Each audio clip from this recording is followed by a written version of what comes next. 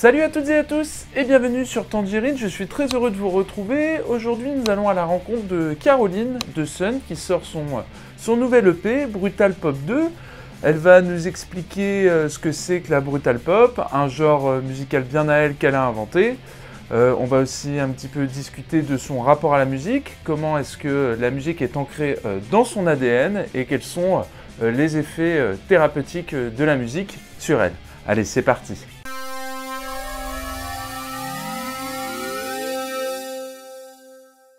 Bonjour Caroline, ça va? Ça va et toi? Ouais, ça va. Merci beaucoup d'avoir accepté mon invitation. Je suis très heureux de te recevoir aujourd'hui dans cette interview. Je m'étais toujours dit que tu serais la première interview de Tangerine. Bon, il y en a eu quelques-unes de faites l'été dernier, mais tu es la première interview que l'on fait d'une artiste en fonction de son actualité. Je suis trop contente. Donc aujourd'hui, on va parler de toi. Et on va parler de ton nouvel EP que tu viens de sortir qui s'appelle Brutal Pop 2. Tu as dit que pour toi, Brutal Pop, c'était la définition exacte du style musical que tu as créé et qui est une partie forte de ton ADN. Après des années de mauvaises étiquettes, est-ce que tu peux expliquer déjà ce que c'est que Brutal Pop? Parce que c'est un style, c'est un genre que tu as vraiment créé toi par rapport à ce que tu es, à ce que tu fais. Est-ce que tu peux le définir un petit peu? Alors oui, bien sûr. Donc Brutal Pop, c'est un mot que j'ai écrit dans un carnet quand j'avais 12 ans. Parce que déjà à l'époque, j'habitais en Allemagne, en Forêt-Noire. J'avais donc beaucoup de temps libre parce qu'il n'y a pas grand-chose en Forêt-Noire en Allemagne. J'aimais le rock, j'aimais la pop, j'aimais le métal. J'étais déjà très gourmande au niveau des différents styles musicaux. Et j'ai toujours rêvé d'une sorte de pop une sorte de pop où tout est permis, quoi. Parce que j'ai toujours aimé les chansons pop, Michael Jackson, que j'ai vu en concert quand j'étais petite, ABBA, voilà, toute cette pop un peu classique, on va dire, m'a toujours beaucoup inspirée, mais je trouvais que c'était étroit. Il me manquait des mises en place un peu marrantes ou parfois les émotions quand même on se fait emporter par des émotions et pour moi ça me semblait toujours un peu ridicule que au moment où l'émotion elle éclate il y a un belting, c'est-à-dire une grande note tenue, alors que parfois on parle de choses tellement fortes que tu peux pas juste faire une grande note tenue, sauf si t'es Céline Dion et que c'est Titanic et que bon bah là ça marche, tu vois. Mais voilà, je trouvais que la pop c'était étroit, qu'il n'y avait pas toujours la place pour le grand frisson. Et en métal extrême, je trouvais ce grand frisson. Donc c'est venu un petit peu de là, et aussi parce qu'il se trouve que moi j'ai des capacités assez étranges naturellement, c'est-à-dire j'ai toujours une facilité à screamer, grôler. La guitare métal, c'est quelque chose qui est venu facilement dans ma vie aussi. Et en même temps, bah, je suis, voilà, j'écris des chansons, je suis songwriter. Donc, fallait que je me crée une case pour moi, en fait, Ok. pour exister. Et tu disais que tout ça s'est mis en place après des années de mauvaises étiquettes. Qu'est-ce que tu entends par là en termes de mauvaises étiquettes? Ben, c'est-à-dire que vu qu'il faut, et je comprends pourquoi, mais il faut mettre des étiquettes sur les choses ou les gens pour comprendre ce qu'ils sont. En tout cas, on a besoin d'une étiquette en tant qu'artiste.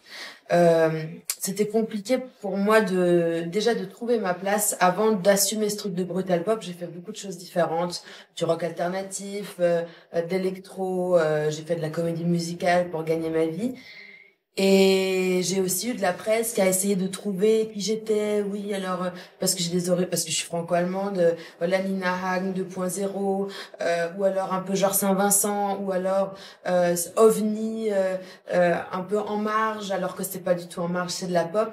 Donc j'ai eu pas mal de mauvaises expériences à ce niveau-là, où il y avait de la place que pour le côté rockeuse. J'ai travaillé avec aussi des producteurs, tu vois, qui prenaient un aspect de ce que je savais faire et qui construisaient tout autour de ce petit aspect-là de moi. Et du coup, il me manquait tout le reste de ma personne et j'étais super malheureuse, en fait. Ok, toi ce que tu voulais c'était un tout vraiment exister comme t'étais et pas être prise pour juste un aspect de ce que tu es, de ce que tu fais, en fait. Ouais, c'est ça. Ok. Euh, et du coup, Donc Brutal Pop 2, pourquoi est-ce que tu as mis le terme 2 à la fin? Je veux dire, tu vois, tu aurais pu donner un autre nom complètement différent, mais tu as mis un 2 pour vouloir l'inscrire dans la continuité du premier. Pourquoi? En fait, donc Brutal Pop, le premier EP, donc le premier, on va dire, Brutal Pop 1, c'est un EP qui a été donc coproduit avec Dan Levy. Et à l'époque, donc Dan avait une vision Dan avait une vision assez différente au niveau du son de ce que moi j'avais en tête. Alors on a trouvé un terrain d'entente super et j'adore toujours Brutal Pop 1, mais j'avais envie sur Brutal Pop 2 de vraiment produire à 100% et de vraiment montrer, voilà, si j'ai carte blanche totale, qu'est-ce que je fais? Voilà, c'est ça. Donc Brutal Pop 2, je pense qu'il est encore plus proche de ce que j'entends par Brutal Pop. Et en même temps, j'avais aussi envie de resservir le terme. J'avais envie de le redire. J'avais envie de redire Brutal Pop encore et encore et encore et encore, parce que j'ai fait qu'un EP finalement comme ça, dans ce mode-là où mon nom de scène c'est San, où ça s'appelle Brutal Pop, et je me suis dit j'ai envie de l'inscrire encore un petit peu plus longtemps dans l'actualité. Ok, parce que alors justement tu viens de mentionner Dan Levy qui a produit donc le premier EP. Dan Levy c'est le duo, c'est la deuxième moitié de The Do.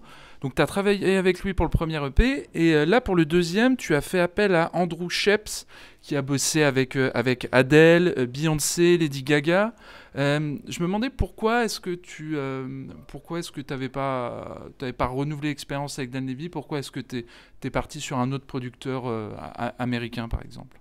Alors Dan, en fait, quand j'ai rencontré Dan en 2017, en fait c'est lui qui m'a trouvé parce que j'avais fait la première partie de Jana Dead à la Cigale. Bref, on s'est rencontrés comme ça. C'est lui qui m'a encouragé à faire ce truc de Brutal Pop, vraiment vraiment faire ça plutôt que toujours chercher à trouver ma place ou caser une partie de moi. Il m'a dit c'est une super idée Brutal Pop. En revanche, pendant le processus, on s'est rendu compte que voilà, il y avait des différends, donc c'était pas forcément toujours facile de travailler ensemble et qu'on voyait pas forcément la chose de la même façon.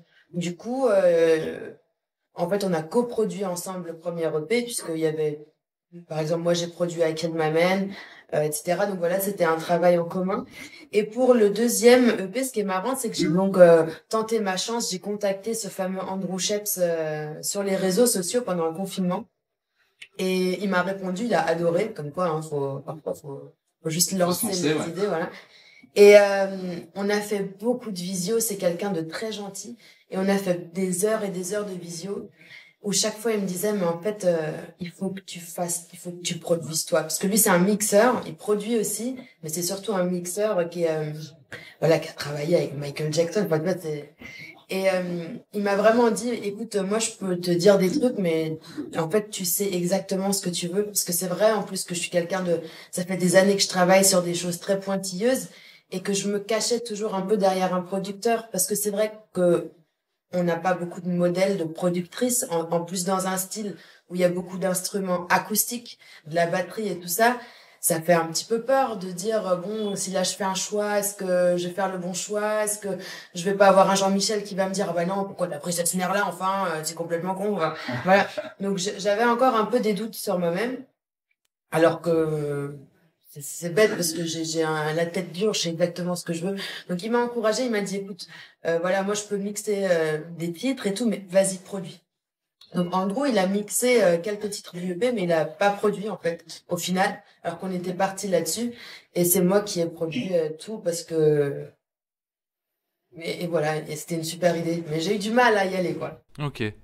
Donc pour le prochain EP, ce sera pas nécessairement Andrew Sheps. Voilà. Ok. Enfin si, au mix, je pense. Ouais. Ouais. Ok. C'est une affaire qui roule. Alors justement, tu parlais de I Kill My Man, qui est un des titres du premier EP. Les sujets que tu abordes dans tes titres c'est des sujets qui sont sérieux, très personnels. Comment comment est-ce que justement tu nourris ta créativité pour construire ces titres? Alors, je nourris pas trop ma créativité, je crois, en fait. C'est plutôt que pour exister, je dois faire ça. Sinon, je peux pas vivre. J'ai du mal à dire mes sentiments. J'ai du mal à dire quand ça va pas. Moi, souvent, les gens se doutent pas du tout, même les gens très proches, que je traverse l'enfer. Du coup, la musique, c'est vraiment le seul endroit où je peux parler, quoi. Donc, je nourris pas, en fait, ça sort constamment. Mais parce que je te donne un exemple. I Killed My Man. Je me doute que t'as tué personne. Non, je rigole. Vas-y, c'est le moment. Si t'as besoin de te confesser. Mais comment, comment t'as fait, par exemple, pour l'écriture de ce titre? Comment... Mais en fait, j'avais beaucoup de. Alors c'est vrai que pour le coup, moi j'ai eu un début de vie un peu compliqué. Mes premières années, c'était très très dur, Ouais. euh, à plein de niveaux, drame familial, santé, enfin mort de personnes autour de moi. Enfin tout ce qui pouvait arriver est arrivé très vite. Et donc j'ai beaucoup de choses comment on dit, process en français. J'ai beaucoup de choses à. Ouais, à mettre le process en place sur... ouais, J'ai beaucoup de choses à faire arbeiten en allemand, je sais pas en français. Il y a beaucoup de choses que je dois, en tout cas, analyser et que j'ai pas encore. Il y a des choses qui sont pas encore réglées pour moi. Et donc écrire des chansons sur ces sujets, c'est important. Donc à quel m'amène typiquement, bon là, j'ai pris l'exemple d'une relation qui était très toxique pour moi. Mais j'ai beaucoup d'autres choses comme ça que j'ai pas encore pu dire et qui sortent dans mes chansons assez facilement. Donc, est-ce que ta vision de la musique, ce serait, comment dire, quelque chose d'assez thérapeutique dans le fond pour toi ou pas? Mais plus encore, je crois vraiment, je pense que je peux pas vivre si je fais pas ça. C'est vraiment, je ne peux pas parler. J'arrive pas dans ma vie, c'est ça. D'ailleurs, c'est les gens qui me connaissent vraiment très proches savent que je peux pas m'exprimer. J'arrive pas à parler en fait. Et souvent, c'est aussi parce que moi j'ai eu des gros traumas, des trucs où t'as des chocs post-traumatiques après et tout, donc j'arrive pas à parler en fait. Donc vraiment, il faut que je fasse de la musique. Ok. Ouais. Alors, moi, je t'ai vu en mai dernier au Trianon. Oh. Tu faisais la première partie de Travis, qui est un groupe de pop qui a débuté sa carrière. Ils ont débuté leur carrière dans les années 90. Quand t'es arrivé sur scène, t'as dit bonjour. Moi, c'est Sun. Je suis toujours un peu la surprise. Et du coup, je me demandais pourquoi est-ce que tu te présentes comme une surprise quand t'arrives sur scène? Mais c'est une façon de s'excuser aussi face à un public qui va probablement être un petit peu surpris. Et je trouve que c'est toujours plus simple d'annoncer attention, ça va péter, mais t'inquiète pas, ça va être cool. Sors pas de la salle, c'est bien calculé, tu vois, c'est pas du death metal pendant 40 minutes. Et je me suis dit voilà, si je dis un petit mot sympa, peut-être que voilà ça va faciliter l'échange aussi avec le public. Ouais, parce que c'est vrai qu'ils étaient venus pour voir Travis, qui est un groupe un peu de Britpop, et ils ont eu Sun, quoi. Mais c'était très cool. Ouais, c'était un bon moment d'ailleurs. J'étais très fière parce que j'adore Travis. Alors, justement, tu as un type, enfin, sur scène et dans la musique que tu fais, tu as un type de voix très particulier. Tu es capable de passer des aigus au grave. Est-ce que tu peux nous expliquer un petit peu ce que c'est que cette technique? Et si c'est pas trop t'en demander, est-ce que tu peux nous faire une démonstration de comment ça fonctionne, quoi? En fait, alors déjà, il y a pas mal de. Ce qu'il faut comprendre, c'est qu'à la base, cette technique de scream, moi, c'est venu d'un accident où, quand j'avais 13 ans, j'ai traversé la forêt. Je vivais en forêt noire. Et il m'est arrivé un malheur, quoi, et j'ai dû me défendre contre quelqu'un. Et à un moment, j'ai eu cette voix qui est sortie de moi toute seule, en fait. Donc, j'ai absolument pas cherché à. J'ai même pas compris ce qui m'arrivait, et ça m'a choqué, ça a choqué la personne, et donc ça m'a donné. Et j'ai compris au moment où la personne était genre waouh, il se passe quoi? Paf, j'ai pu me casser en fait, et ça m'a sauvé la vie. Et du coup, bon, c'était très dramatique, mais c'est très dramatique en fait. Ma vie, c'est pour ça aussi qu'il y a pas mal de thèmes un peu sérieux.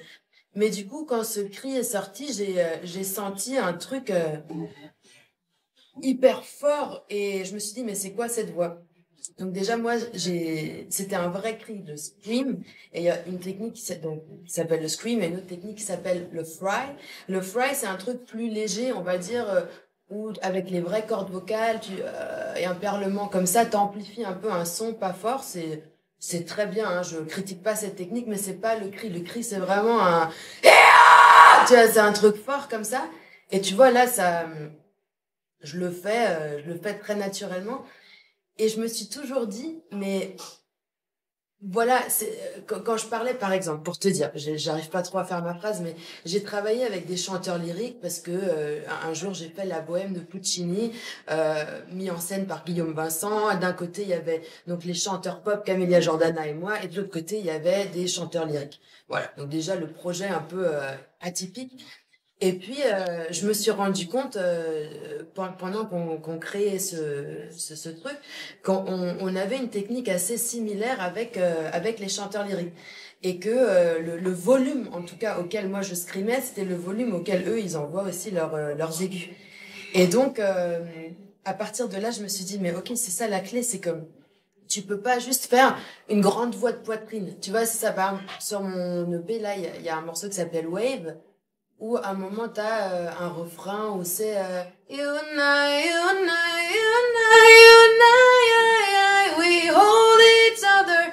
Et si là je fais tight, mais on est dans la comédie musicale, t'as envie que ce soit Unite, unite, unite, unite, we hold each other tight.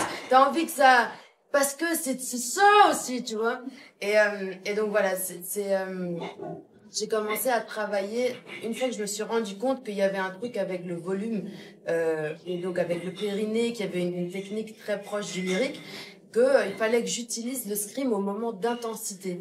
Et donc évidemment faire aussi l'aller-retour. Je sais que ça c'est un truc que les gens ont vachement aimé sur le premier EP, sur un morceau comme Pascal, où ça passe constamment de l'un à l'autre, où t'as I got no home and I feel sick. Been dragged all over as a kid, but I can't follow in the bright star. I know for sure my home's a fast car. Voilà. Ça, c'est un truc, les gens, ils sont là, ouah. Et en fait, moi, ça me paraît pas si, j'essaye d'être originale ou je sais pas quoi, c'est juste ma façon de faire peindre. C'est une façon de faire de la peinture. Et du coup, si je peux me permettre d'enchaîner, ce deuxième EP Brutal Pop 2, je le dédicace en fait à ma cousine Karine, qui était une artiste peintre qui s'est suicidée en 2017 et qui était une grande artiste qui utilisait des affiches qu'elle trouvait dans des villages qui étaient collées. Elle les récupérait telles quelles, elle déchirait et ensuite elle peignait dedans. Et ça faisait des vrais tableaux magnifiques. Et elle m'a beaucoup inspirée parce que je me suis dit, ok, bah moi, ma technique vocale, c'est pareil, c'est un truc, quand tu vois la fabrication, ou là, comme ça, isolé, ça paraît peut-être un peu chaotique, mais mis dans un contexte de pop, ça devient quelque chose de plus logique et beau, en fait. Ok. J'espère Ok, que ok. c'était intéressant. Ouais, complètement. Et en fait, je voudrais rebondir sur quelque chose que tu as dit au début. En gros, la première fois que tu as sorti cette voix, c'était un mécanisme de défense. Ouais. Donc là, en fait, non mais c'est intéressant de voir que ton rapport au chant, à la voix et à la musique, en fait, enfin, c'est vraiment quelque chose de très personnel, quoi. Quelque part, tu as quelque chose tu as un mécanisme de défense. D'un autre côté, tu as quelque chose de plus que thérapeutique. Donc c'est vraiment, en fait, enfin, il n'y a pas de réponse, hein, mais c'est un constat, quoi. C'est vraiment ancré dans ton ADN, quoi. En fait, c'est ça. Donc, c'est un peu. C'est pour ça que les termes, tu vois, comme les mauvaises étiquettes, genre ovni. Pour moi, ovni, c'est tu veux te rendre intéressant. Mais moi, je veux pas me rendre. Moi, je veux pas. Moi, malheureusement, tu vois, la vie, elle m'a dit tiens, très vite. Et moi, j'ai fait avec. J'ai fait ok. Maintenant, je sais crier. Maintenant, je sais faire ça. Ok, voilà. Ok, je sais écrire des chansons. Maintenant, je sais gérer mes émotions et tout ça. Et du coup, Et du coup, je suis devenue un peu... voilà, c'est malgré moi. Ce truc de Brutal Pop, par exemple, c'est vraiment juste une construction. J'ai fait avec ce qu'on m'a donné. J'ai essayé de faire ma pop, mon univers, mon truc. Et du coup, bah, tu vois, ce moment dans la forêt que j'ai vécu, il était horrible. Et en même temps, bah, voilà, j'ai ça qui est né, tu vois, là-dedans, quoi. Et maintenant, c'est ça qui fait que je fais le tour du monde, que je vais au Japon, que je vais au Laos, que je vais au Brésil, que je vais au Danemark, je sais pas quoi, tu vois. Donc, j'ai réussi quand même à en faire un truc cool, quoi. Ok. Moi, je voulais parler de tes tenues. Que tu portes sur scène, que tu portes aujourd'hui ou même dans les clips. Je trouve que tu as toujours de très belles tenues. Ça te vient d'où ce besoin, ce désir d'avoir des tenues assez... En fait, tu as toujours des tenues différentes, quoi. Ouais. Bah, j'aime la mode. J'ai toujours adoré la mode. Quand j'étais petite, je dessinais beaucoup de tenues et tout ça. Donc, c'était, je pense, mon premier amour, parce que j'avais un grand-père, qui dessinait, et mon père, qui était peintre. Du coup, j'adorais dessiner des petites histoires, mais c'était surtout les tenues que j'adorais faire. Et j'ai aussi, pareil, tu vois, quand mon père est décédé, quand j'avais 6 ans, premier truc qu'on m'a mis dans les mains, c'était une Barbie. Voilà, démerde-toi avec ça, démerde-toi avec ta Barbie. Et du coup, bah, j'ai pris cette Barbie, en fait, et c'est devenu un réconfort. Et les tenues de la Barbie et les choses superficielles de la vie, en fait, sont devenues un réconfort. Du coup, moi, la mode, ça m'a toujours réconforté, savoir que si je me sens mal, bah, je peux m'habiller là, comme ça, en petit chaperon rouge, un peu comme ça, et ça va me faire plaisir. Et j'ai toujours un petit peu aimé aussi faire des statements forts à travers la mode et créer un peu des collages dans mes clips ou dans mes concerts, rendre ça intéressant, qu'à chaque concert, on se dise, ah tiens, elle va être habillée comment? J'aime j'aime ça. Et j'aime des personnes comme Vivienne Westwood qui est décédée là récemment. Et je suis super triste. J'ai mis une petite boucle d'oreille en hommage. Et ce sont des personnes qui quand même essayent à travers la façon dont ils s'habillent ou dont ils habillent les gens, de faire des messages forts et d'appuyer en tout cas leurs messages. Et bah voilà, moi j'essaye de faire un petit peu ça. Et puis c'est aussi que éternellement, je crois que j'aurais envie d'être un peu une sorte de Barbie chelou. Ok. Je me demandais si ça s'inscrivait en fait dans un processus de création de personnages, en fait, par exemple. Pas trop, parce que c'est pas vraiment un personnage, Sam. C'est vraiment. En fait, ma question, c'était, je voulais savoir si c'était toi sur scène ou si c'était un personnage, si tu avais besoin de créer un personnage pour prendre peut-être un peu de distance. Pas trop. En fait, j'ai plutôt besoin d'aide pour être moi à 100%. Tu vois? C'est-à-dire que dans la vie, je pense qu'on me voit jamais vraiment comme je suis parce que je suis du coup assez introvertie finalement. Je fais beaucoup de bruit et tout, mais c'est pas du vrai. Et du coup, j'ai besoin de tous mes petits, voilà, du pouvoir du prisme lunaire, tu vois? J'ai besoin de mes accessoires pour, pour être vraiment moi, pour me sentir à l'aise et tout ça. Mais c'est plutôt moi sur scène, c'est pas trop un personnage. Ok, ok. Il y a encore une petite chose ou deux que je voulais aborder avec toi. Tu fais énormément de reprises, de covers, t'en fais beaucoup. Alors il y en a sur ton YouTube, mais il y en a aussi surtout beaucoup sur ton Instagram. Je pense que tu es une des artistes les plus productives en termes de covers que je vois, que j'ai dans mon entourage. C'est quoi cette envie de faire des covers de manière assez quotidienne? C'est quoi? C'est un challenge pour toi entre chaque EP pour te garder la niaque, parce qu'en plus, enfin, pour celles et ceux qui n'auraient pas vu les covers, je tiens à préciser que c'est des covers vraiment à la sauce Sun. Y a pas, on sent que c'est vraiment toi qui les reprends. Non, mais ça c'est pas le cas de tous les artistes qui font des covers. Hein. Tout le monde n'arrive pas à s'approprier des titres avec son propre style. Et du coup, ouais, voilà, ma question est interminable, mais je voulais savoir pourquoi, c'était quoi ce désir de faire des covers de manière récurrente comme ça? Déjà, moi, j'écoute énormément de musique. Vraiment, j'écoute constamment de la musique. Encore une fois, la musique, c'est ce qui me fait vivre. Donc, j'ai des playlists interminables et très précises et j'écoute énormément de musique. Donc, j'ai beaucoup de chansons préférées et, et parce que je fais aussi beaucoup de musique, je les travaille. Et puis, parfois, je me dis, ah bah tiens, ça, je pourrais peut-être le faire. Comme ci, comme ça, ce serait sympa. Et puis vu que j'ai fait aussi, des comédies musicales, ou des plans, baloches, variétés, pour gagner ma croûte quand j'étais plus jeune, j'ai conscience aussi qu'on connecte facilement avec les gens et à travers des chansons qu'on aime tous. Donc j'essaye de connecter avec mon public, sur internet à travers, mes chansons, pas à travers enfin oui, à travers mes chansons, mais aussi à travers les covers et je sens que ça j'avais commencé, je sais plus, avec un petit Lickeli ou un truc comme ça et j'ai vu que, bah, ça fonctionnait bien, en fait.